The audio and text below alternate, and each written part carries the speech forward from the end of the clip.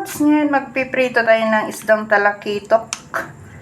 Kaya ating isisigang. Iprito muna natin siya bago natin isigang. Ayan, talakitok yan. So, ang ihahalo ko lang dyan is pichay. And, yun lang.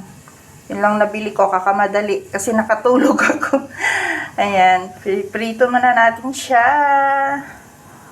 Ayan, naprito na natin yung talakitok. So, ilalagay na natin itong pichay. Ayan. Talakitok yan. Sinigang na talakitok ang ulam namin today. Tinimplahan ko na din yan. And swak ang lasa. Kayo mga lods, anong alam nyo? Yan, nakalimutan natin bumili ng kamatis. Sobrang mahal ang kamatis ngayon. Grabe.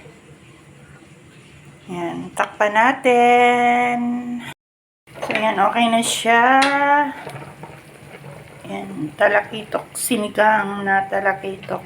Pinirito ko muna siya bago ko siya sinigang. Yan, masarap din to sigang sa miso.